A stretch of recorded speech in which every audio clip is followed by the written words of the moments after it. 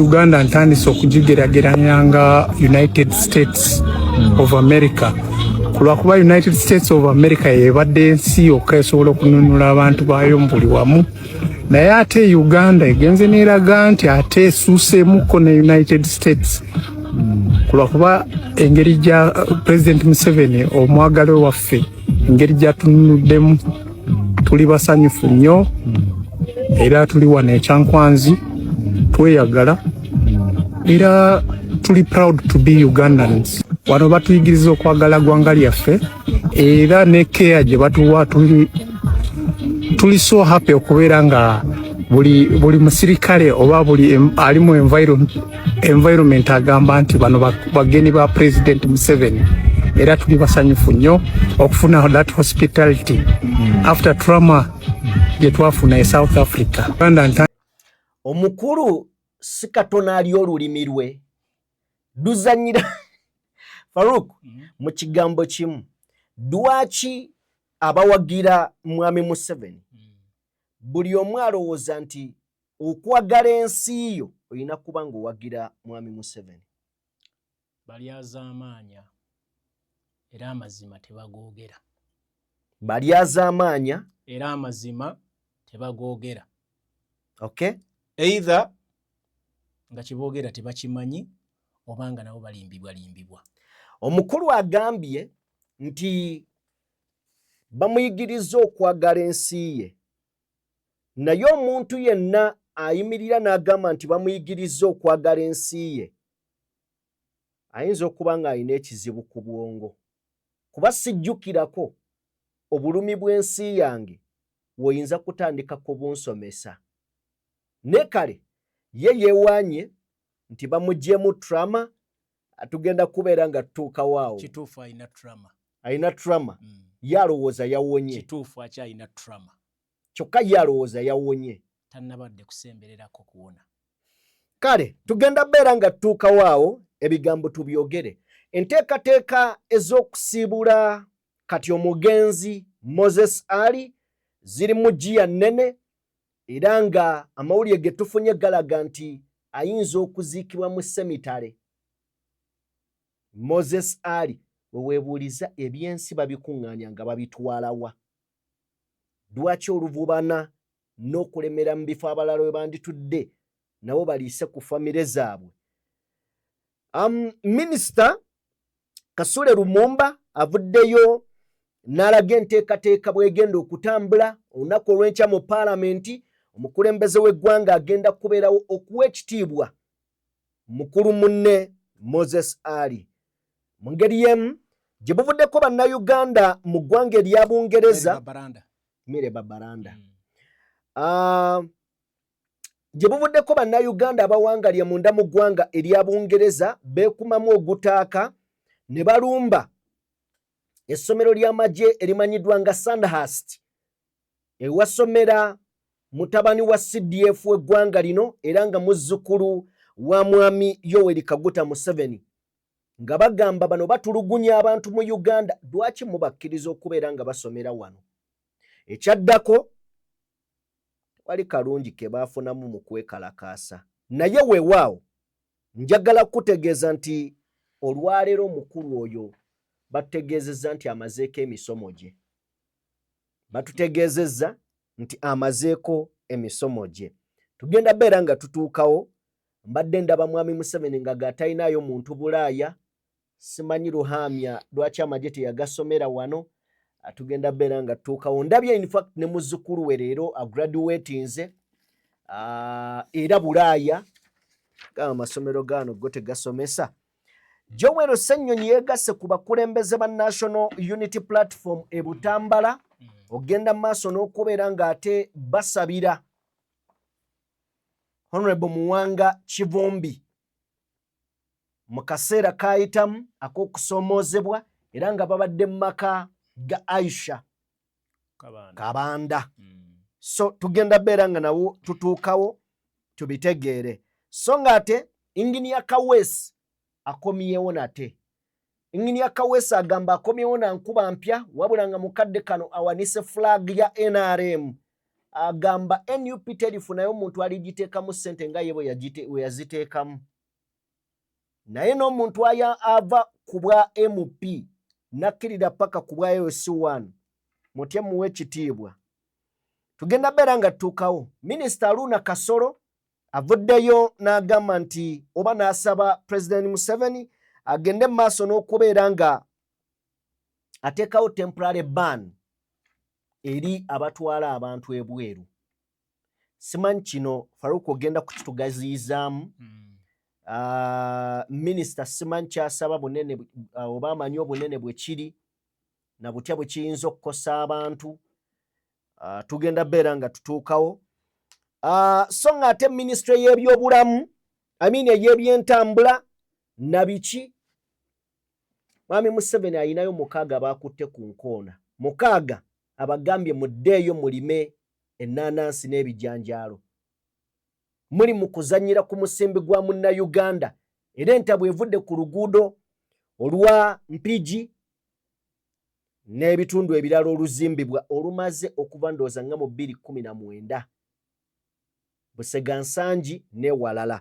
Tugenda beera nga nabyo tubitunuulira. Amawulire si malungi okuva eri enju y'amayanja ey'aba Jose Chameleone eyaliko mukyala wa muto waabwe ate nga kati mugenzi AK47 avudde mu bulamu bw'ensi eno olunaku olwaleero mu ddwaliro e Mengo. Mawulire si malungi.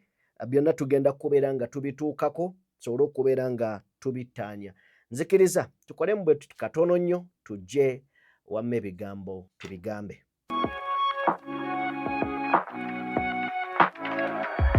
DPTV Uganda, Dawn People Television.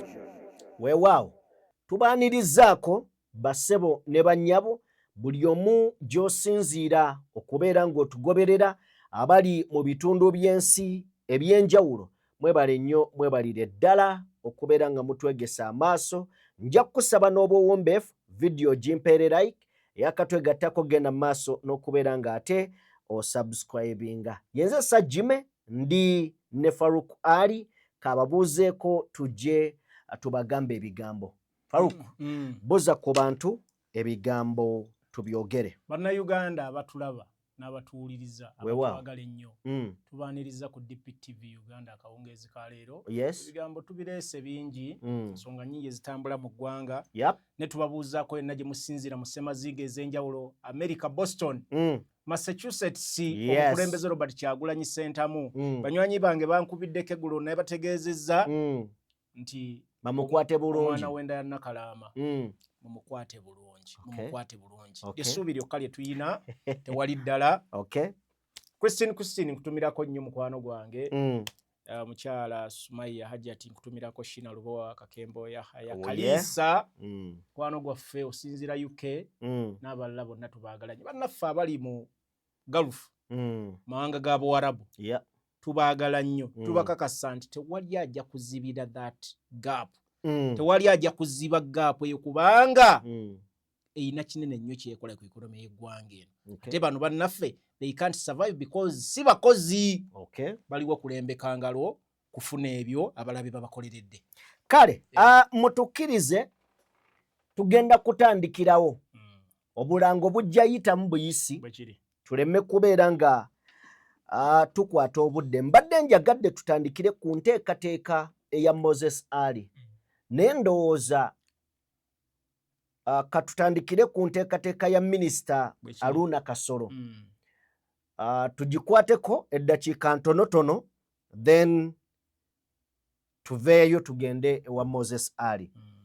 Soko tuzannyira akatambi ka Minisita Aruna Kasolo then wonaaba oyinawo aka Minisita Henry Tumukunde nako katuzannyire okatufunira okatuzannyire tuwe. I think, Your Excellency, you may wish to issue an executive order to put a temporary ban on externalization of labor as we keenly screen these companies and their intentions. Because, really, Your Excellency, the call, the outcry for Ugandans to come back home is really too much. I think, Your Excellency, you may wish to issue an executive order. Ye Minister Aruna Kasoro asaba Mwami Museveni aise temporary ban edi company ezitwala abantu e Bulaya. Nja kusaba Morgan bobo ina katambika Henry Tumukunde nako okatuwerumu then tusoke tujjewo ensonga eno kubanga Farouk abantu abagenda ebweru tebagenda kyeyagalire. Omuntu yandivudde mu nsi ye ng'agenze kulambula, ng'agenze kulya kasente ke, ng'agenze okulaba ku byenjawulo. Ne baganda baffe bagendayo kunoonya. Bangi bava eno nga bazadde, balina abaana, balina bazadde baabwe bali ku madagala, balwadde, nga okubayimirizawo n'okubeerawo nga mukadde wo omutuuliriddeawo tosobola yadde muyamba ku kintu ekitono. Omwana wo n'omutunuulira nga ye gwe bagoba buli lunaku adde ewaka fiizi agaanye. Abantu abamu bawalirizibwa ne bagenda ne bakkiriza okubonyaabonyezebwa gye balaze, ne bakkiriza okusoomoozebwa okuliyo bye bayitamu si byangu, naye ne bagamba Mukama ntaasa waakiri nkole emyaka 4-5 mbeeko ke nsobola okuteekawo wenzirayo nteekawo ne ka bizinensi niye abaana bange basomeko, maama wange afune eddagala, kitange. Minisita agamba nti bateekewo temporary ban eri kampani zino, ekitali kibi bwe ziba nga kuzitunulamu balekewo ezo ezikola obulungi, bajjewo ezo ezibba abantu n'okubeera nga teziri mu mateeka. Ekyo kirungi. Tuwe katambika Henry Tumukunde, Mr. Farouk, enteekateeka eno ogirimu, then ojje otuwe ku experience eyo. Ladies and gentlemen, if you are in that chamber of exporting people without license, because I'm going out to institute using my own connections, all airports, borders, should anybody be, and then the people we pick from outside. Should I pick a person from outside suffering, we are going to have to find ways of bringing it. Should I find you are the one who exported it, and you have no license, you know you are in gazetted trouble. Gazetted trouble. All of you will reapply. No exception. Reapply. Whether you've been in this industry for 40 years, as I know some of you, very good. You will all reapply. Should it be that when you are reapplying, there is somebody who has ever had a problem outside this country and you do not follow up this person because we are trying to put together records, you will not expect any license. And you are not seen to have followed that person. I know what is in your means, I know what is not in your means. So, should you be on record for not having followed that person? No license. Yeah, a very solid group of people making money from other people. You must have interest in making sure that the name of this country and the individuals who live this country and cross must be seriously protected and must be defended. Ladies and bw'owulira minisita ono n'owulira ne minisita Aruna Kasoro balinga abaagala okufaanagana ne baawukanamu. Kituufu. Ono ayimiridde ku nsonga egamba nti kampani zeewandiise ziddemu, in fact zeewandiise buto. Mu kwewandiisa obuto buno agendereddemu okulaba nti singa otwala omuntu ebweru nga toyina busobozi bumuyamba ng'afunye obuzibu ne kizuulibwa nti toyina layisinsi, kajja kujjuutuka. ayongerayo okulaga nti oteekeddwa okubeera ng'otwala bannayuganda mu linnya lya Uganda so singa omuntu. Kitegeeza kifaananyi kya Uganda olina okukulembeza Uganda ng'ensi okusobola okubeera nga otwala bannayuganda. So ensonga eno ogiwulidde Farouk. Ku nsonga ya Minisita Henry Tumukunde, I think mutuufu 100%. Bwe tuba nga tutunuulira safety y'abannayuganda mu mawanga ag'ebweru. Ndowooza mutuufu, nja kuwa endowooza yange mu maaso awo, then njagala osooka otuwe bwe kikyogamba. Kakati wano waliwo ensonga z'abantu ba mirundi ebiri. Naye njagala tutunule mu kifaananyi ekinene. Yes. Ekisooka, ebintu statement za Minisita Tumukunde ezisinga zaali badde ntuufu.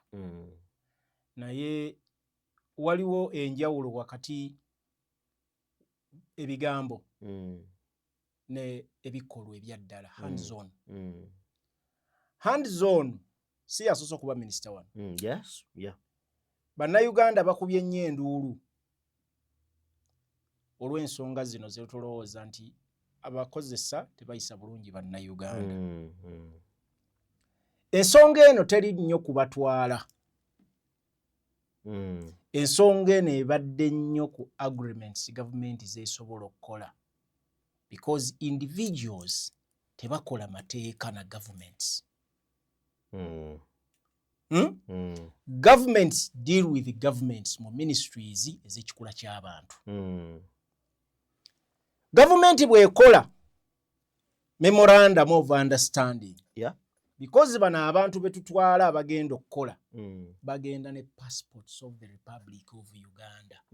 Era tubasabira visas from the embassies of the Republic zonna oba Kuwait oba wa.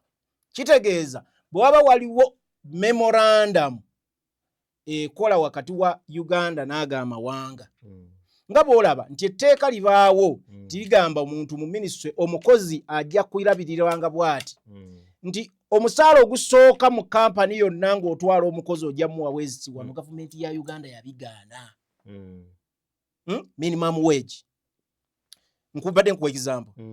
Nti gavumenti ya Uganda bw'ekeera ku makya n'egenda n'ekolagana ne gavumenti tugeze ya Saudi Arabia. N'egamba abakozi baffe bajja wano. Omukozi asookerwako ajja kufunanga ssente bwe ziti. Omukozi wa Uganda kasajja wano abakozesa balina muyisa bulungi bwe bati ne bwe bati. Okategeddaako? Not individuals, not companies ezitwala size zikola agreement si. Ebizibu bannayuganda bye bafunye eri tebabifunye lwabatwala. Because the government has neglected that sector. Let me give you an example. Okay.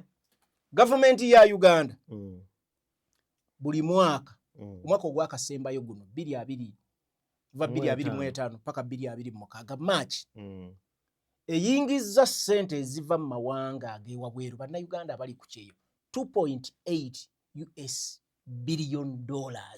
2.8 billion kanzikuddize mu ssente za wano zitegeere.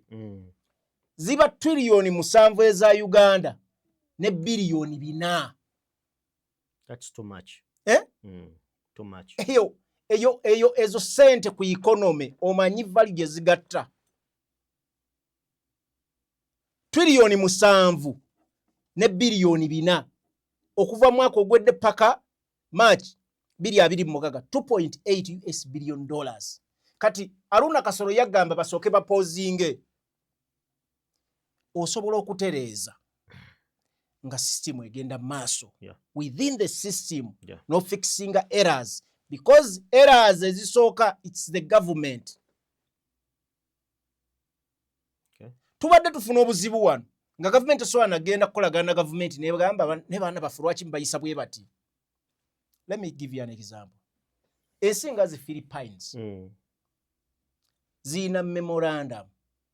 Era omwana ava mu Philippines bamuyisanga go bayise owa Uganda. Era ne ssente zaabwe ziri higher than abaana bavudde Uganda. Labor mu Uganda ndowooza yensi esinga cheap labor worldwide manga g'Abawarabu. So government weyina okuyingirira waawo. Njagala kubuulira bannayuganda abasukka emitwalo 50 bali ku kyeyo mu mawanga Dubai, Saudi Arabia, Kuwait n'ageetooloddeho mu Buwarabu. Emitwalo egiweraaga 5. Twogera ku kyondo kya Buwarabu. Abali awo wabweru. Haruna Kasolo abo bwe baba stoppinga Uganda esobola ba employinga. Government ya Uganda teweza wadde milimo 5. Roughly bajogera ko government ya Uganda milimo gyeyina giri 4 plus. Ana roughly 4 4 nkugambye bannayuganda abali mu kola wabweru waayo basukka 2 kati ye minister akugamba kubanga bano ba Haruna Kasolo baagala kusanyusa Mwami Museveni ne waliwo enjawulo wa kusanyusa n'okkola ebintu ebigenda okuyamba bannansi. Economy gitunuuliddeko. Let me give you another statement. Bannayuganda si bangi abagenda okukola South Africa nti banoonya visa nga boolamba Bawarabu. Kubanga emirimu gya bannayuganda mu South Africa giriyo mingi. Gwe bannayuganda bameka boolaba banoonya emirimu mu South Africa? Omanyi bameka? Batono. Byakweyiya. Ukitegedde? Naye njagala ogende ku airport olaba bannayuganda abayingira ekyombo ky'Obuwarabu. Bagenze kola. Kati Haruna Kasolo ayagala kuddira comparinga kubanga bayagadde okuzannya politiko amapesa kunyiga amapesa ag'ebyobufuzi. Ayagala ganyigira ku nsonga ene gamba Mwami Museveni abaana baffe babayisa bubi mawanga. Kino ekye South Africa ebadde global effect. Okitegedde? Si bannayuganda bokka, abanagana, Nigeria, ensi zonna eza Africa zikirozezzaako. Naye balina okwebuuza kyava ku ki? Why do Ugandans travel to these countries? Abantu abagenda South Africa be bannayuganda maybe abasituseemuko ku certain standard. Si bano abasookerwako. Abasookerwako bannayuganda abatakola nka batutravelingangako beosanga nga bali muwanga ga Buwarabu. Anoonya 900. Tewali munnayuganda agenda South Africa nga anoonya mulimu gwa 900. Kitegedde? Naye ate be basinga okuyingiza ssente wana Uganda. So my point is kituufu bannayuganda beetaaga okukolako follow-up mu mirimu gyonna. Era ne batunulwamu mu nkola ey'obugunjufu. Ne bitandikira ku gavumenti yennyini nga bwe mbadde nkyogedde. Omukulu oli General Tumukunde kituufu kyagezaako okwogera naye it has to be implemented by the government first. Etteeka libaawo abantu ne baligoberera, they enforce it. Mbadde nina endowooza nti bwe mba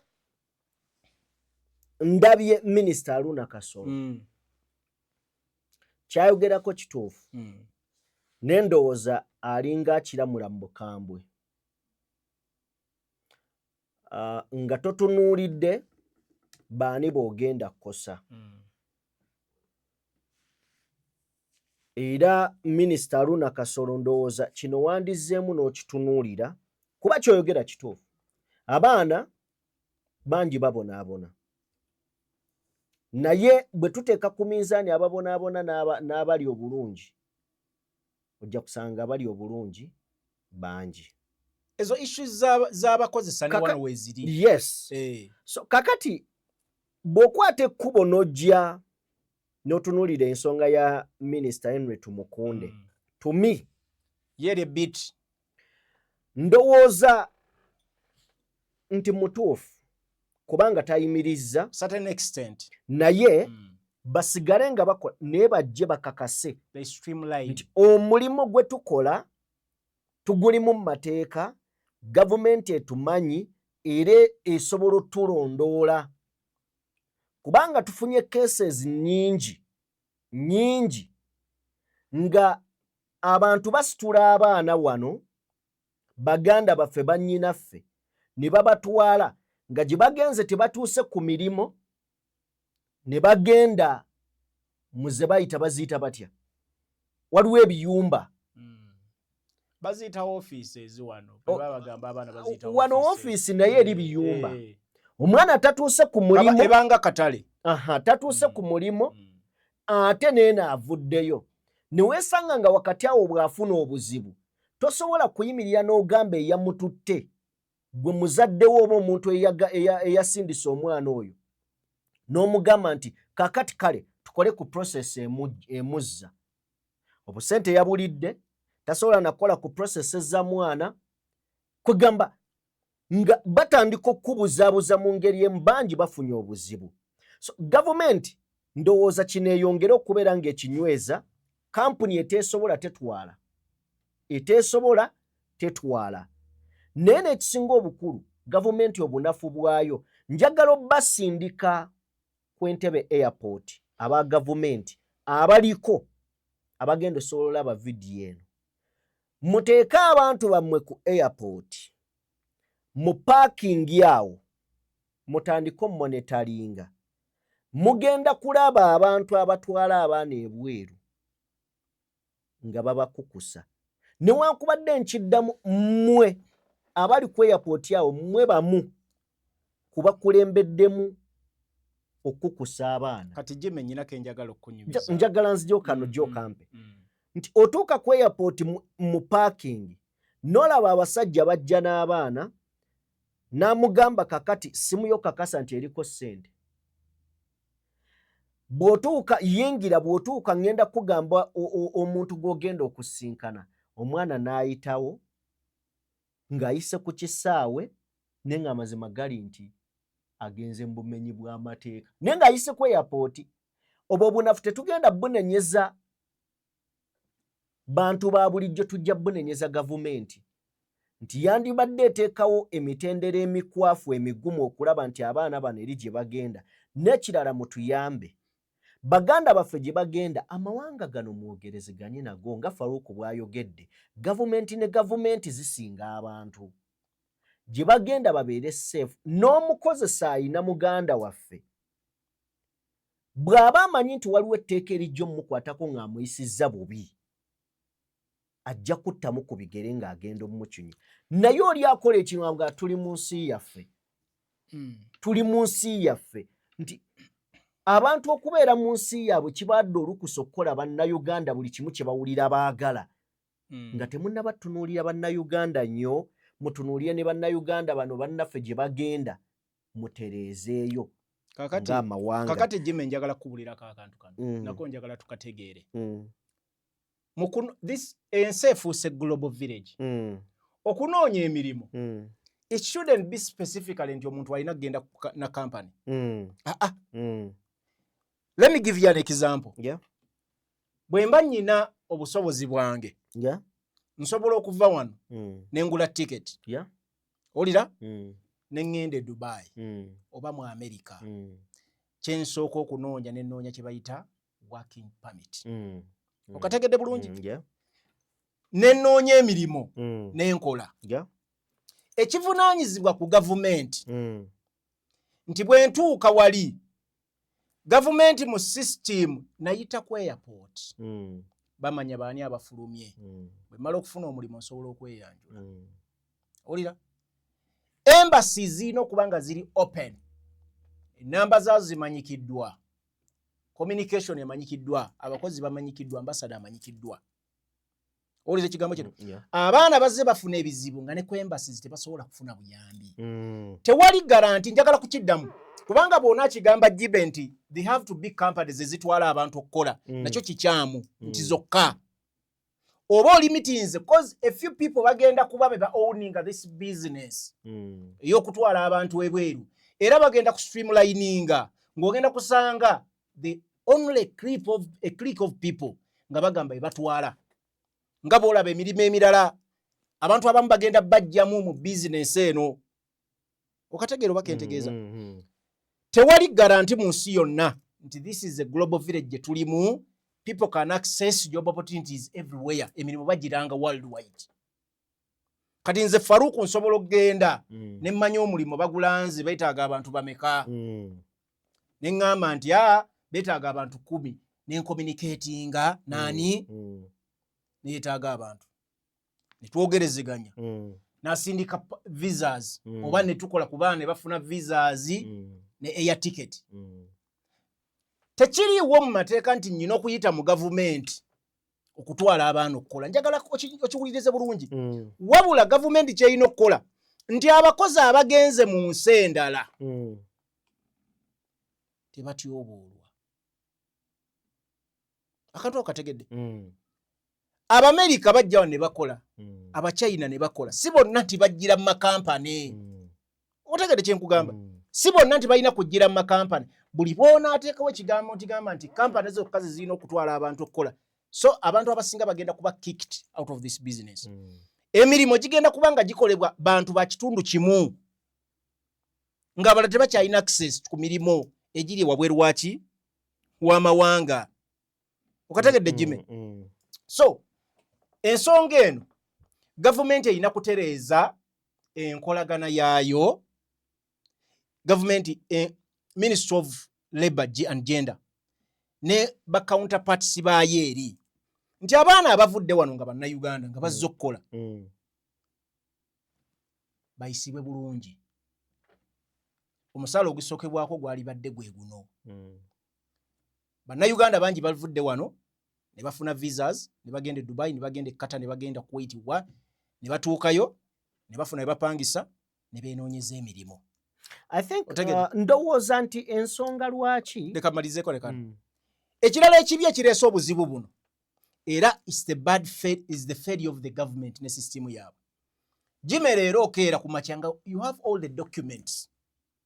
Owulira wapulayinze cause oli waddembe okufuna visit visa myezi 3 n'ogenda mu Dubai bw'otuukayo n'onoonya emirimu bw'okakasa nti onaagufuna ogufunye ne bakkubiramu ki n'ofuna work permit ne bakuwa employment ki visa you extend. Tekiriiko garanti nti olina kuva wano kubanga oyise ku airport ne bagamba engeri gy'ogenda Dubai olina kuba ne work permit right there because it's not emirimu egisinga you have to be there egimu. Kakati ku airport bakalubiriza abantu bannayuganda oyina documents zonna, oyina visa, oyina passport, oyina Interpol n'ebirala naye okomekereza oyina okusasula enguzi. Nze ndowooza Faruku nti government wano teri ku ssekinnoomu eri kubatwala. Wuliriza tebali ku ssekinnoomu. Faruku njagala genda mu US. Bali ku abatwala. Kati obuzibu gye bwava Jimmy, abaana abafunye obuzibu bonna si nti be kampuni ze batutte lwakuba ensonga ennene boogera ku kampuni naye individuals mu Dubai bafunye obuzibu nga tebalina access to embassies. Mbadde njagala kukugira kino Faruku nti government yes wakati mu kuteekawo enteekateeka eno bakugamba mujje mwewandiise so that omwana ono agenda oba munnayuganda ono agenda singa afuna obuzibu tumanya ani ow'okudiiringa naye nti agenda obugenzi gwe agenda mu Amerika tebakuyinaako buzibu genda naye ono agenda okukola nga waliwo omukono ogumukutteko. Omukono singa atuuka n'afuna obuzibu omukono guno ensi egenda kunenya gavumenti. Kakati gw'atwala kolagana ne gavumenti tusobole okulaba ng'omuntu oli gy'ali singa afuna obuzibu tebali ku ssekinnoomu bali kubatwala abatwala. Kyova olaga nti mujje mwewandiise singa kinaazuulibwa nti otutta omuntu nga toli muwandiise ne tukukwata. Ndowooza point ya minisita wano weeri. Anti Jimmy nze nnyina kintu kyengezaako okugamba. I think ebitongole bya gavumenti byebasse. Wano ndabanga abali mu kutereeza. Anti ngezaako okugamba. Gw'olina okumbuuza omugaso gwa embassy guli ki? because embassy yonna nkugambye bw'oba ogenda ku airport bakusaba kye bayita passport era erimu ennamba yo fingerprints zonna zibakujjako n'ebirala kitegeeza ki nti Kivumbi bw'anaayingira UAE nga munnauganda embassy ya UAE ya Uganda mu UAE erina okukima Kivumbi ayingidde okategedde Kivumbi akoze ki ayingidde buvunaanyizibwa wa embassy kubanga kubeerako information yo kati Farouk ekyo gavumenti ekituukako etya anti wuliriza ekituukako ng'emaze screening no anti nkugamba Jimmy bino bye twogera byonna biri under Ministry of Internal Affairs anti kyenkulaga ensi tezikola bwe zityo ze nkugamba ensi system ziba open Jimmy the fact nti otaddeyo passport yo bwoti ensi zikolaga ne bagikuba mu visa no booking air ticket nti Jimmy Kivumbi awo wonna information ebemaze okgenda awo wonna nkuwulira ate tuli mu nkola eya teknologiya whereby information is shared so fast awo wennyini nkuwulira kakati era nzikiriziganya naawe Farouk nze nnyinako enjagala okujjawo owulira bino ebintu bye tuli mu ggwanga lino lyolaba omanyi Kasolo lwaki aleeta statements zino njagala gwe ogenda okoleko research abavudde South Africa babakoze batya era biki bye badde babafeedinga videos wazirabye wano as we concluding on this matter issue yange eri wano nti wakati mu kugamba gavumenti nti mwetereeze gavumenti eri mu kwetereeza eyagala erambike bano abatwala nze wano issue yange weeri eyagala etereeze bano abatwala nti bwe tumala okumanya nti bano be batwala tugenda kuba na access ku buli afuluma nti bano bamanye emitendera bajja kujja bamanye tutwala gundi company mpandiise gundi ne gundi bafuluma eggwanga gavumenti ebenga information yonna egifuna naye bwe tubaamu n'abantu oba bwe babaamu n'abantu abatali Munnayuganda agenza okukola e Dubai nga tayise mu kampani ani amuvunaanyizibwako eteekeddwa kubeera gavumenti niyo ogiwa obuzibu tolina buzibu kyovula nkugaye system eri broken lwaki Jimmy Farouk tukkirize kino kyo njagala tukikkiriziganyeko tuyinza okukala obutakikkiriziganyako ne ge mazima gavumenti olumu tuginenya ku nsonga ezitali ntuufu zitya nti omuntu agenze e Bulaaya tayise mu mateeka ne gavumenti temanyi oba afulumye Jimmy amateeka kyeki nsaba owulirize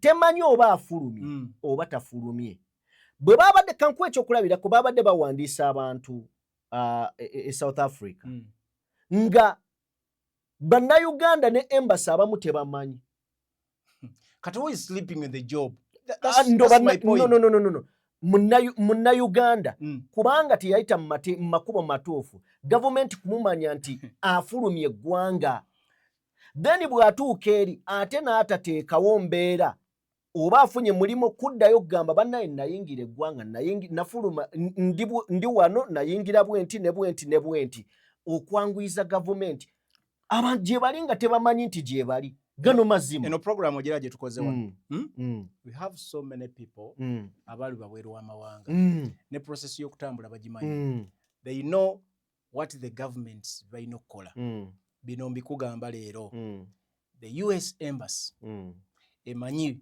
Abamerika bameka abali mu ggwanga lino tebalina gye basooka kwewandiisa the UK government emanyi Abangereza bameka abali mu ggwanga lino kakati nkugambye when the system is right and doing right buli bw'oteeka passport yo bw'oti ne bamanya Jimmy asaze ya ticket agenze mu Uganda record ebeerawo amanya bagamanya bonna abafuluma Uganda bayita ku kisaawe anti kati katunyumye n'ekyensonga yes cause njagala tuleme kubeera nga anti tubadde twogera ku bantu yes soko ove ku biri byogamba abaana bonna abasinga ebitundu almost 99% betwogerako abagenda mu Warabu bayita ku airport tukimanyi bulungi bayita ku airport ne bafuna visa ne bayita mu ministry bafuna zi Interpol ne bakuba mu stamp ne basala air ticket from recognized gundi amakampuni agenyonyi ne bayita ku kisaawe ne basasula enguzi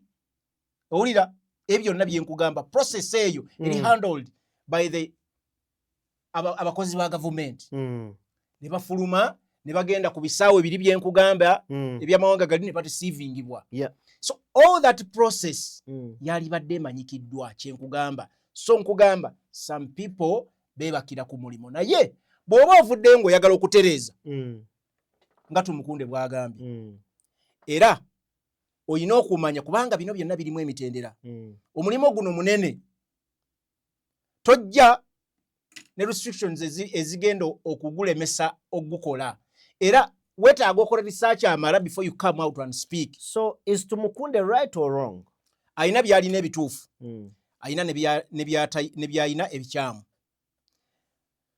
nkuddiramu si buli muntu as we conclude si buli muntu agenda okukola atwalibwa company ekyo statement yesooka era tojja balaba nti bawandisiza maki abamu yagenda nakola emyaka 2 ne jiggwako nakomawo naddamu nafuna visa ne passport naddamu nagenda noonye omulimu oguli better kakati abo abavudde wano government erina okumanya mu mbeera eyo visa ye ebadde esaba ki embassy wejjira kale okategedde so ne monitoring abantu baffe kubanga bawa omusolo kale gwe situmanyi munnayuganda ugamba otya comment section eno abula genda mu comment section otuwe experience yo waliwo ababiyiseemu waliwo abali mu mbeera eno ng'abaana bammwe mutuwe endowooza zammwe ez'enjawulo tujja bbeera nga tuzisoma mutukkirize tuveeyo tuyiteko mu nteekateeka ey'okuziika General Moses Ali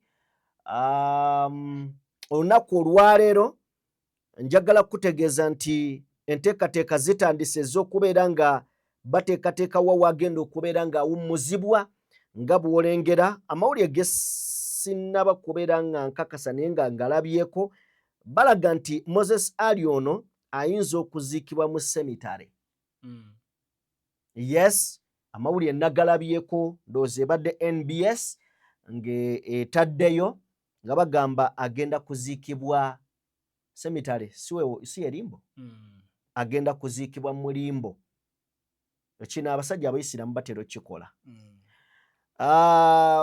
kakati omukyala amanyiddwa nga minisita wa ICT Lumumba avuddeyo n'atuwa plan nga bwegenda okubeera ng'etambula Mire Babalanda avuddeyo n'atuwa ku plan nga bwegenda okutambula naddala olunaku olw'enkya olwokubiri ng'eno egenda kukulemberwamu General Yoweri Kaguta Museveni soko tuweeko then tujje tuveewaawo. Olwaleero kabineti etudde n'esiima emirimu gya General Moses Ali gyakoledde eggwanga mingi nnyo sisobola kugimenya kati kubanga nagisomye mu lulimi oluzungu naye twagala okusiima General Moses Ali olw'emirimu enkuyanja enkumuleti gyakoledde Uganda yaffe.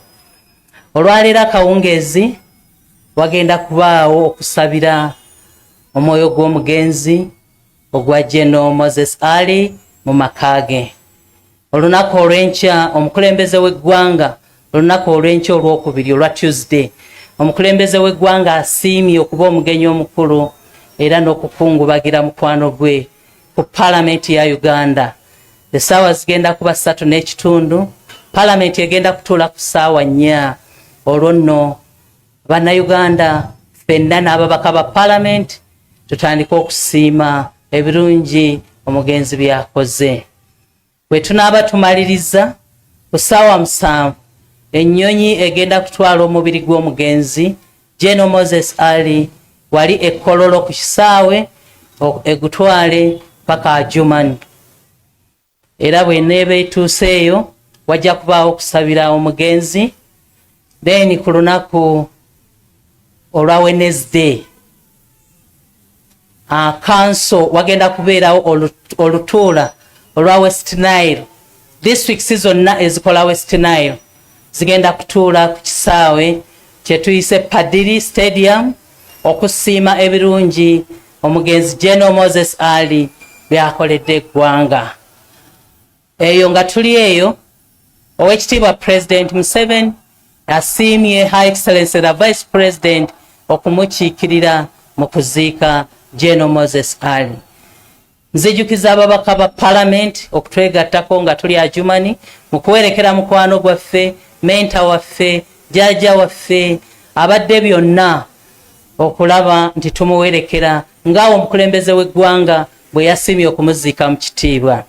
Baminisita bannange mbakubiriza okutwegattako nga tuwerekera mukwano gwaffe, taata waffe abadde omuntu ow'omugaso ow'eggwanga lino, akoleredde eggwanga lino era twagala okumusiima. Oluvannyuma lw'ebyo Oweekitiibwa High Excellency the Vice President yagenda okukiikirira eggwanga nga tuli Adjumani mu kuziika General Moses Ali.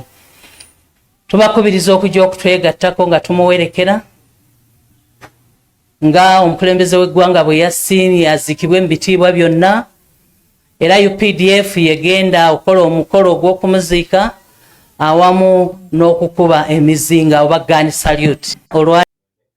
I think kitegeerekeka UPDF okubeera nga yegenda okukulemberamu emikolo gino kekiri nti Moses Ali munnamagye era rank ey'owaggulu ddala, era kitegeerekeka nti Moses Ali musaale ddala ku kubeerawo kwa gavumenti ya NRM okuva mu NRA bwe bafuna obutakkaanya ne Milton Obote yayolekera ensiko gye yayolekera naye ng'ayagala kufuna buyinza. Then eyo mu nsiko gye yali yes naddira gundi ye ekibiina kya kabinja ke, kigambo ekituufu akabinja ke nekegatta ku NRA then ne bagenda mu maaso n'okuba ng'oli awamba West Nile ono n'awamba wano mu Buganda ne basobola okubeera nga bajja mu buyinza. It's understandable. Awo we wagenda okuwummuzibwa Moses Ali woolengedde nga basima ensi tetwemazaamu ttaka mu ttaka vu mu vu. So Farouk mu bigambo ebitonotono ku Moses Ali tumuveeko. Moses Ali abadde ava mu Nubbi tribe era ya Nubianly abanubbi basinga bawangaalira eno mu Buganda bawangaalira nnyo ebbomba awo babadde proud nnyo eri Moses Ali. Yes. si bangi nnyo abanubbi naye Moses Ali abadde alina ensigo gy'asize mu bo era nga bawulira bekkiririzaamu olw'omuntu waabwe oyo. Osobola n'okulowooza nti maybe byebimukubidde mu gavumenti emyaka mingi nga representinga portion ey'abantu abanubbi ate nga yakola nnyo okulaba nga eggwanga linunulwamu West Nile. So Moses Ali maybe abantu abamu kye bamwogeddeko nti osanga yalibadde yalitayalinga ku myaka egiri earlier than this n'aleeta new blood mu bukulembeze oba mu bufuzi maybe kyatakoze naye contribution ye ku ggwanga lino tesobola kukakkanyizibwa.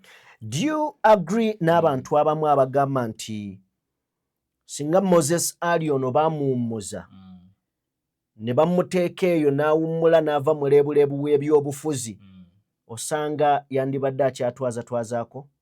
Nabadde omu ku baakyogedde ejjuuzi wano. Yes. Naye olumu Mukama alina entegeka ye. Nessiri nnyo ku abo abantu abalowooza nti ebintu biri automatically bikolebwa. Ffe ffennyini tulina okwewa ekifaananyi ekisooka. Jimmy oba mulwadde ogenda mu ddwaliro n'ofuna eddagala. Togamba Mukama ajja kukola ng'okusalawo kwe bekola ki bekugamba lubaala embeera. So okoowa ennyo Moses Ali alabiseeko nnyo mu public appearances nnyingi z'olowooza nti yalibadde yawummula nga bw'olaba abantu Moses Sali bamuyita Bidandi Sali Semwogerero yafiira nga yawummula Okitegedde abantu abakuze abo balirowoozezza nti yali badde yawummula nga tebamuleeta nnyo mu stress zino motoka kukooya buli kaseera ate ng'abadde mugonvu. So omwoyo gwe Mukama agulamuze kisa n'abantu be abagumye. Tewali muntu akkiriza nti omuntu waagenze ne bw'aba nga wa myaka 100 mu ameka omuntu wo oba okyamwagala ku mbeera yonna. Kale away from that side mu ddakiika ndowooza nga 2-3 tujjewo mutabani wa General Muhoozi Ruhamya yasindikibwa mu Sandhurst munda mu ggwanga erya Bungereza ogenda mu maaso okubeera ng'akola omusomo gwe ogw'amagye ku ddaala ndowooza erya cadet.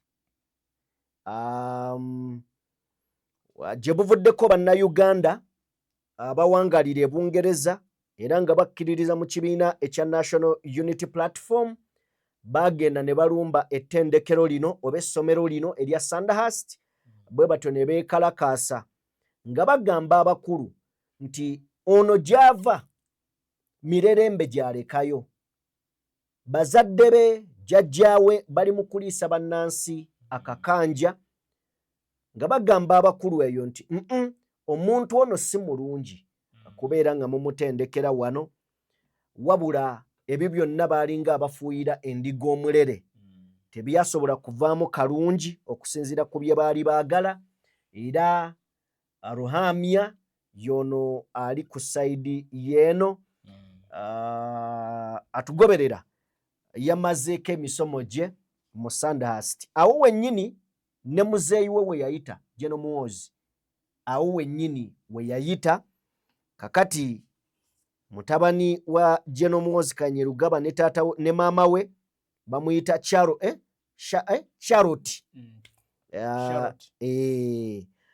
So yamaliriza emisomo gye ku myaka 27 yamaliriza butereevu nnyo. Ndabye endowooza z'Abannayuganda awo nga boogera nti omuntu alabye ennaku, jjajja atukutte, omutabani atuli bukiika ng'anatta nnyina, ng'omwana anatta nnyina, lugero lw'Abaganda. Kakati n'omuzzukulu amaliriza mu Sandhurst adde Uganda akulire emisinde ku ranka nga bazimuwanga eziggwawo. Taata abenga akoowa omwana atukwate Farouk. Omwana wa Uganda wuuyo amaliriza emisomo wakati mu bigambo ebingi okuva mu Bannayuganda. Okubaako professionalism gy'ofuna nze nsuubira si kyekibi oba si bwe buzibu. Obuzibu Bannayuganda obusungu bwe balina bwe boolekezza omwana ndowooza I think kiva ku nteekateeka ya famire n'ebigendererwa balaze. Barugima propagandists bazze bakyogera lunye. Sobola okunokolayo wano abamu omuli omwami Lwomushana, Frank Gashumba n'abalala nti mukyakaabira mwana ne n'omuzzukulu ajja ali mu layini eyo. So bw'obanga abantu bakoleddwako obutali bwenkanya obw'emyaka emiyitirivu ne balaba nga waliwo ekifaananyi kigezaako okusiigibwa nti ensi eringa efuuse the monarchy system, that's where people we bajja obusungu era ne batuuka n'obutwala mu ttendekero eryo era royal gundi eyo Sandhurst Academy ne batuuka n'okugamba nti bannaffe mwe mutembete enkola ya demokrasiya ne protection of human rights. Bano famire yaabwe naddala kitaawe ali ku bantu abateeka mu basement bayisaamu embooko n'ebirala ebifaanana ng'ebyo. Yali mu nkola ebigendererwa byonna eby'abantu okuba nga babonyaabonyezebwa mu ggwanga gy'avudde. So ono yali badde tajja wano kubanga eva maaki nti balina ssente naye ebigendererwa ndowooza tebyali badde birungi. Ne bateekawo forces naye ndowooza waliwo emitendera egirina okuyitibwamu okusinga egyo. Omuvubuka amaliriza okusoma. So the Ugandans are just angry kubikolebwa taata maybe ne jjajja byakola. Okay. Naye nga so obusungu buva ku taata buviira ddala buva ku jjajja buviira ddala ku ggumba. Okitegedde? Okay. So bannayuganda kyenjagala bategeeza. Leadership is not just automatic. Nti bwe kyali bwe kiriba emirembe n'emirembe amiina. No. There are so many leaders abateeseteesa abaana baabwe okufuna obuyinza naddala mu Africa ne batabufuna. Okay. Naye ababufunye abamu era waliwo ababufunye mu mawanga era agakuze.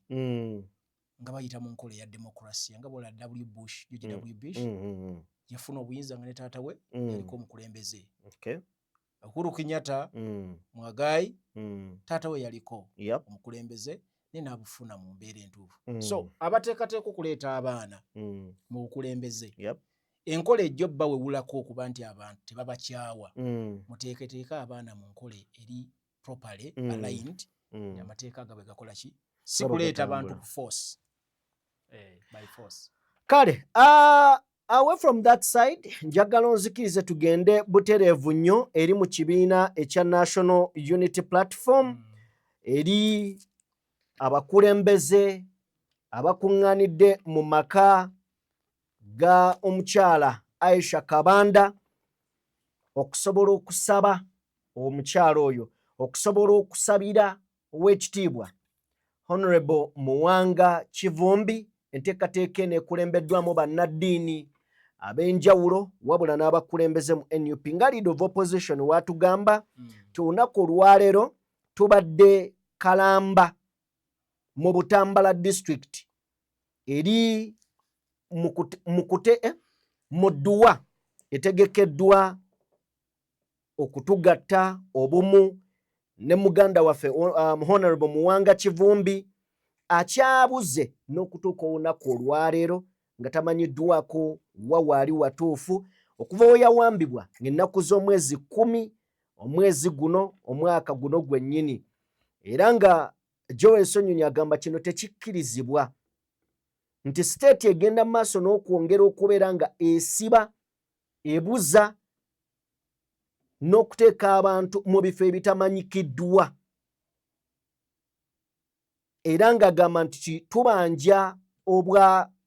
tubanja justice ku bantu 10 tukyabanja justice ku bantu 10 abattibwa ewa Muwanga Kivumbi mu kiro ekikeesa ku kalulu akakubibwa. So obulumi bubadde bungi kyakeesa after so obulumi bubadde bungi okusomozebwa kungi. Ono ye acting president omujja John Baptist Nambeshe then ono yakulira oludda oluwabula government Joel Bisekezi Ssenyonyi. Enteekateeka efaanana bwetyo NUP bwegikuta olunaku olwaleero. Farouk, waliwo amawulire agali mu kutambula agatiisa. Bagamba tewali wava mukka nga tewali muliro, nti Muwanga Kivumbi embeera gy'alimu mbi. N'abamu babadde bagamba mbu waliwo ababatemezaako nti yandiba yafudde. Ago tuyinza obutagakakasa kati. Naye okubula kwe kusiga ekifaananyi ekirala. Kikyoyinza okutugamba ku mboozi eyo? Ekizibu kye tulina ffe bannayuganda ffenna bannayuganda ffenna nti twesuulirayo nnyo ogwannaggamba ku bintu ebiri serious. Naye mu kifaananyi era ekirala omuntu eyali yakufuna bail n'akwatibwa mu ngeri gye yakwatibwa n'ey'obuswavu nga yemwagiraba eswaza yalibadde tabula paka ssaawa zino. Kitegedde? Because that's a very long time from the time bamukwatira. Ne bw'ogigeraageranya ne period gye bali bakamuwa bail osuubira nti yalibadde alabika. Era olumu waali mukwatiddewo baali mutwattebwa mu kooti ne bamunenya b'emisango vumuna n'emisango maybe gye yali azizza olw'okuba nti bamukwata kawungezi yandigenze mu kkomera ku makya n'akeera Friday bamukwata ku Friday at least ku Monday badde bamuleeta mu kooti.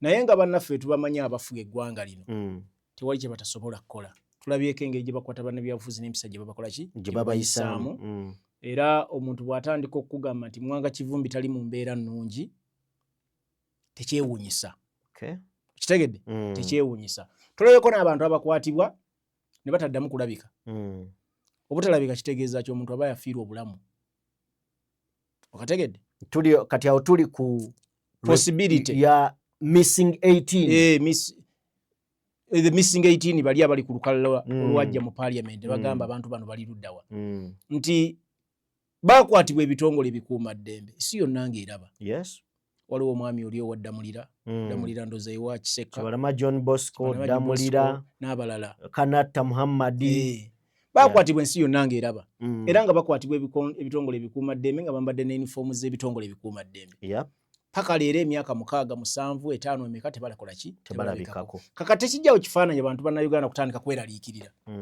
Mwanga Kivumbi gumwakutte ejjuzu wano mu bukambo bw'ekika ekya waggulu lwaki temuleeta mu kkooti bw'aba alina emisango abantu tekibajja kubanga batandika okuteebereza n'okulowooza nti osanga omuntu waabwe yafuna obuzibu obw'amaanyi tubalabeko nga baleeta mu kkooti nga bamenyesa emikono amagulu babokyeza paasi babakozeke obulabe ebyembyone so ne Mwanga Kivumbi tali wala n'ebyo engeri gye bamukwatamu n'ebimutuusiddwako so bannayuganda beeraliikirivu ku mukulembeze waabwe yakwatibwa mu ngeri emalamu amaanyi those are the 18 Geoffrey Kisembo Isima Sesaazi Hasani Mubiru Mustafa Muwemba Peter n'abalala Peter Kityo Alfat Mugumya Yuda Sempijja Moses Mbabazi George Katamba Muhammad Kanata Dennis Zimbula Vincent Narumoso Musisimbo wa Michael Semuddu Martin Lukwago Shafiki Wangolo John Damulira gwembadde njogerako wa Kiseka ne John Bosco Kibalama 18 missing kati aba abasooka waggulu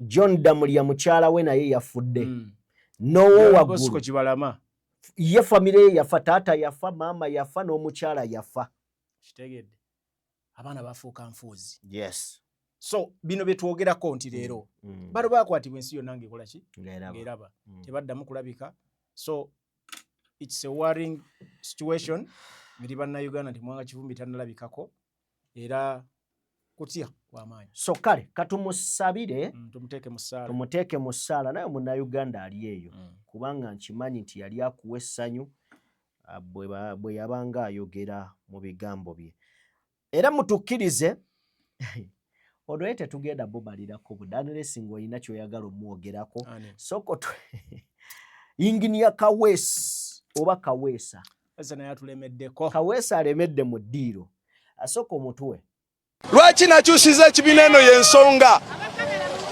Uganda yonna ndowooza tewannabeerawo ayiwa mu kibiina kya NUP nga komanda lwa nsonga ensi tesiima tewannabeerawo ateeka ssente mu kibiina kya NUP kusinga komanda ebyokulabirako mbirina kiri kizimbe kyange kye mulengera wali kyagenda mu 2021 waliwe bazimbye ekizimbe kya kalina kizimbe kyagenze mu 2026 eri kalina gyolaba bamanerenda kati bagivunaanyizibwako n'amaduuka gali ezo na sente zagenda mu NUP ndi mabanja eyali biliyoni emu ne miliyoni 10 kati baagala biliyoni zimeka byonna okubinziriza gw'osobola okuddamu n'obeera mu kibiina ekikutuusiza mu mbeera bw'etyo nga bakulaga tebakwagala kati NRM banjagala bampadde kaadi nze furaga beyala wa NRM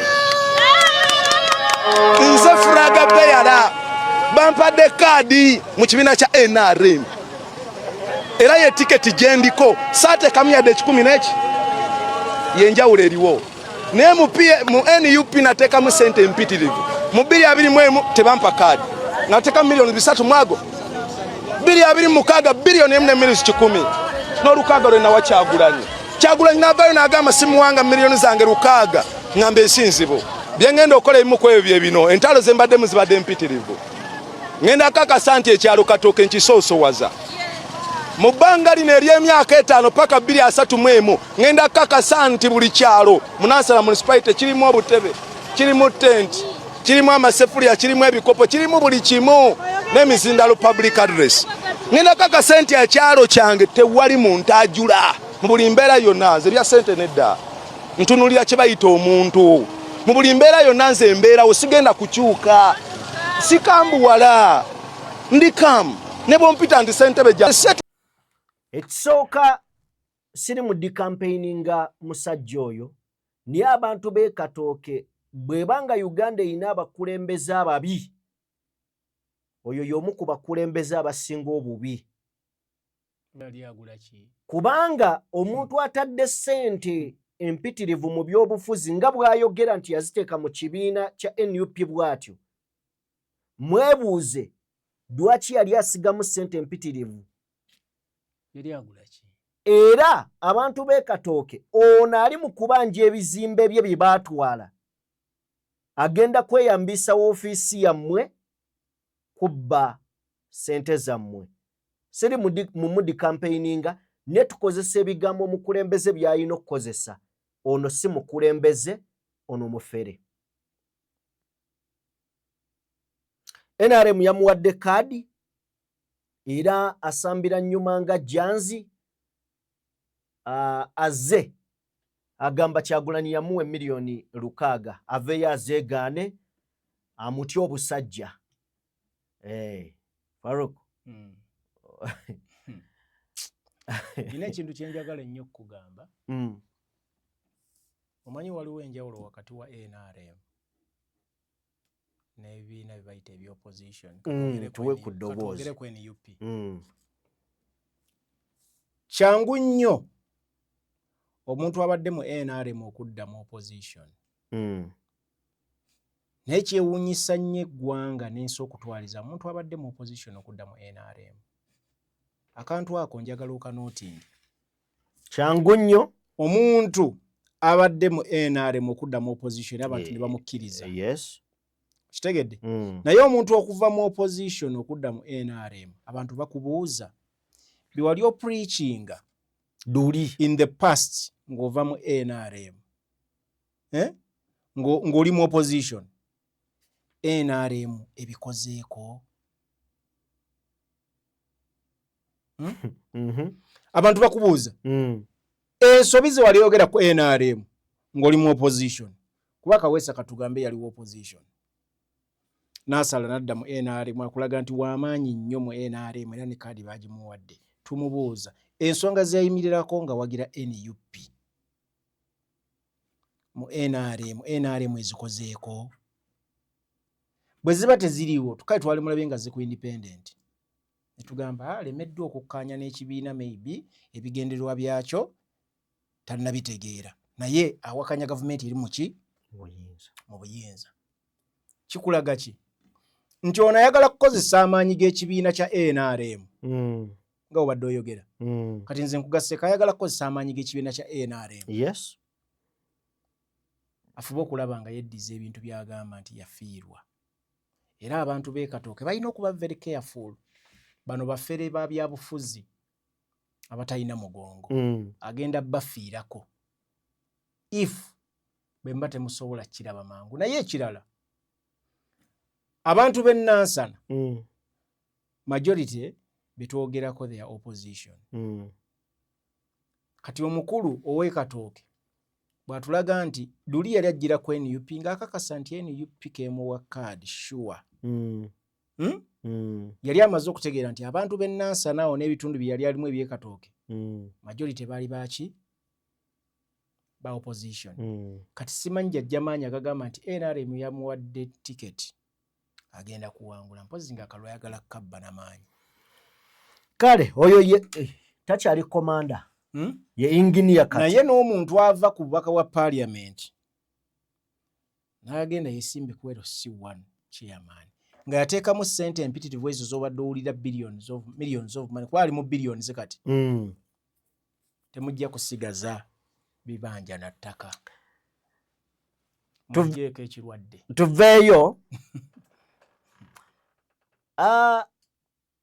amawulire si malungi agaguddewo olunaku olwaleero mu famire y'Amayanja that is Jose Chameleone ne baganda be ne maama taata bafiiriddwa mukamwana. Era nga mukamwana ono ye muko omugenzi AK47 last born mu family, ate nga ye yali last born mu family y'Amayanja. AK47 yafa ndowooza 2014 if I'm not mistaken. 2014 mba sikitutte wala. Siri so sure. Yeah. Then omukyala n'asigala n'abaana abalongo. Then later obulamu bulina okubeera nga butambula bweyongerayo. N'afuna omusajja omulala Rabadaba mukyamu. Ne bagenda ne bafumbiriganwa. Si bbanga ddene nnyo. AK47 yafa 2015. March nga 16. Okay. So omukyala amawulire gazze Nalongo mangu nti avudde mu bulamu bw'ensi. Nti sabo tuwe katambi akakajja Kista then tujje. Okay. Tufiiriddwa mukyala Eke Nalongo waffe kitalo nnyo. Saa zino ndine maama waffe omulungi, maama Eke, maama nga kitalo nnyo. Kitalo uyo bamunoonya omutwala mu mukyala nga kitalo maama bangambye mubadde mwaka yakafa dakiika sawa ng'emu emabega afudde tennaba nakuwera musujja yalwala omusujja nagenda ne bamurifaringa ensambya yasookera mu malwaliro eyo ne bamurifaringa ensambya nga omusujja gulinnya nnyo nga tebalina bulungi bikola ne bamuweereza eno mugambye bajjudde naye nga embeera era tebadde ya mulembe. Kati wano mubadde amazeewo bbanga ki? Atuukiddemu ICU leero mutuuse ng'embeera yatabuse fulu tugambye ne tukwata emmotoka ne tujja tumusanze era ng'ali awo yaboyana buboyanyi bannanga abalongo malagaleka abalongo bali ku ssomero we twogerera tebannakitegeera nako salo nnyo bambi embeera bwekyo bweriye maama Vegas nga kitalo nnyo ssebo naddawo mbadde omwoyo gw'omugenzi Omukama aguwummuze mirembe. Abafamire abako ab'emikwano n'ab'eŋŋanda Mukama abagumye olwa kino ekiguddewo. Simanyi oba olina ekyokwogera wano but obulamu jima obulamu buzibu nnyo. Nyina ekintu kyentera okugamba abantu tweyagale nnyo bw'oba olina omuntu wakwagala mwagale nnyo omujanjawaze ng'okyali mu dduniya. Obulamu bwa kaseera jima njagala kukiddamu bw'oba olina omuntu akwagala fuba okulaba nga mweyagala nnyo. Obulamu buzibu nnyo bwa kaseera. Obanga omuntu ali ku levo y'omukyala Nalongo ne status ye ng'afa omusujja ng'afa ki? Omusujja. Ng'asobola n'okugenda mu ddwaliro lyonna. It's a very big statement.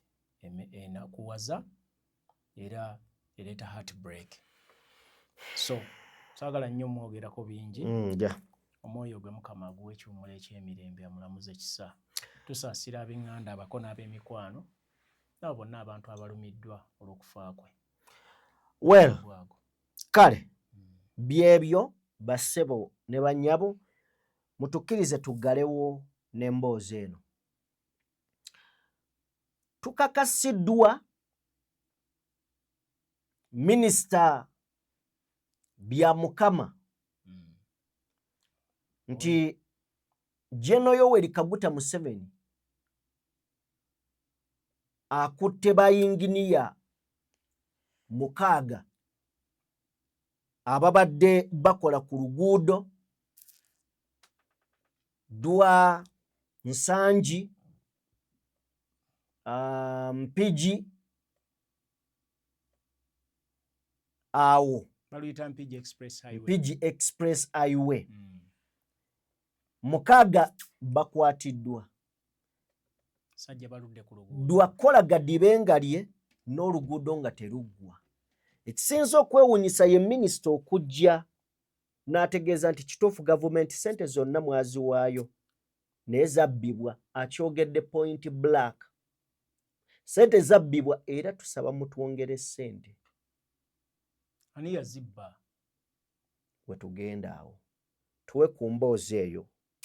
Olunaku lwa leero akakiiko ka Paalamenti akalondoola ebyokuzimba n'ebyentambula kasiibye n'abakulu okuva mu Minisitule y'ebyentambula n'enguudo era ensonga eziwera zikooniddwako ezimu ne zeewuunyisa n'ababaka olwavulugu n'obulyako obuli mu minisitule eno. Ababaka essira basize kuliteeka ku nkola y'oluguudo olwa Busega Mpigi Expressway olufuusiganya nga kati lulinga lwe babbirako obubbizi ssente. And the issue of corruption, it has really contributed much to the failure of these projects. Oluguudo luno lwatandika okukolebwa mu mwaka gwa 2019 era lwali lwakumalawo bilioni 547 nga ssente zino zonna gavumenti yaziwaayo. Kyokka minisita w'ebyentambula Fred Byamukama yeewuunyisizza akakiiko kano bw'ategeezezza nti ssente zino ezimu zabbibwa era ne basaba gavumenti ebongerewo bilioni endala 7 okusobola okumaliriza buli kimu. There is a problem. A project which was supposed to cost 547 billion. Because of changing of the alignment, it goes to 1.3 trillion, and eventually that money is not enough. We need more 700 billion, which will go to 2 trillion. Ababaka babuuzizza minisita ku ki ekipaaluusa ebisale kwe kubategeeza nga bwe waaliwo okukyusa oluguudo olunaayita ne baluyisa mu ntobazi. Kyokka bwe baakola kino baazuula nti waaliwo abalina ebyapa mu ntobazi ne basalawo okubaliyirira, kyokka nga gavumenti yennyini tekkiriza muntu yenna kubeera na kyapa mu lutobazi era wano ababaka baagadde okumanya baani abalina ebyapa bino. We know very well a title does not belong to a swamp does not belong to any person. It is true the road was diverted from the dry land to a wet land. Provide us who was the title owner and who made that title. We are not only on the road, but even the mafia who made the title in the swamp. Bibadde bikyali bityo, minisita n'akabatema nti n'oluguudo lwennyini oluli mu kukolebwa mubadde mu vulugu atagambika n'omulyo ekyawaliriza n'omukulembeze w'eggwanga okubyekwatiramu okukakana nga olwo abagobeddwa okulina omuteesiteesi omukulu mu minisitule eno kosa ne bayinginiya abamu nga n'olwaleero waliwo bayinginiya 6 omukulembeze baagobye. Ababaka batabukidde minisita okujja ne bayinginiya abagobeddwa omukulembeze w'eggwanga kyokka minisita Mukwanukula agamba abagobeddwa bayinginiya abalala bali 6 ng'ebbaluwa ebagoba naye agifunye ku makyera n'abamu bazze tebamanyi. We already know that some of them are sacked and they are still committing our government in front of us. Are we surely proceeding very well? I said I've just received a letter when I was leaving office. Thank you. Sacking 6 engineers from the Ministry of Works, including the one seated in the front bench. Even themselves have not known themselves. Akakiiko kano kakizudde nti omu ku vulugu yali mu kugaba zi contract eri kampuni ezaali zirina okukola oluguudo era kizuuliddwa nti mu nsonga eno mwalimu omuli ogutagambika nga waliwo okukyusakyusa design z'oluguudo luno era wano kamisona w'ebyenguudo mu minisitule eno asanze akaseera akazibu okubitebya. Mr. Wani, were you on the contracts committee that awarded this contract? I don't recall. I was the chairperson of... Mr. Wani, did you use a preliminary design to award the contract, yes or no? There was a design prepared by the consultant. Yes or no? Was it a preliminary design or not? Ababaka beemulugunyiza ku bulyako obuli mu nteekateeka eno bwe bagamba mu nteekateeka y'okukola enguudo mulimu vulugu atagambika ekifiiriza eggwanga n'okuliza emabega mu nsonga z'ebyenkulaakulana. Kalate mu Wetland wennyini babadde balaga nti more new 4,000 plus PAPS project affected persons balina okuba nga basumbuusibwa.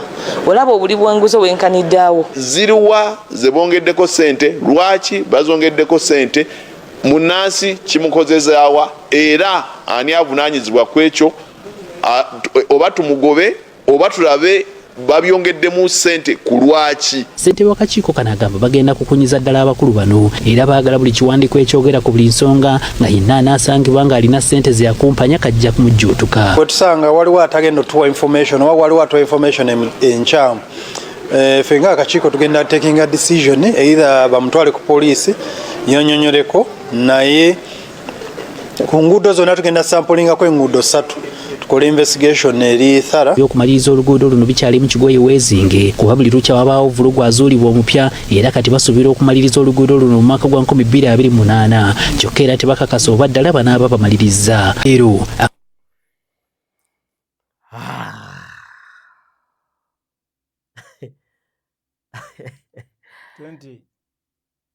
2019 from 2019 nga lwina kugwa 2028 abantu abaali batambula ku nguudo baali batono n'ebidduka so kyali kiwadde Ministry of Transport and Works omukisa ogukola enguudo zino mu bwangu kuba ate aba constructing baali exactly naye kikulaga 7 years down the road omulimo fe tuyite masagujjume tuyite ku luguudo ne tulya n'ennaku ng'etutta ntugamba kyekigenda maaso mu ggwanga naye kati ate batugamba nti sente bazisaba zino biliyoni 7 n'ezigwamu bagenda dukolera myaka 2 olaba kisoboka nabo bennyini bakugambye tekisoboka kiyinza obutasoboka naye kisinze ekirala okuneewuunyisa nti waliwo abayina ebyapa mu ntobazi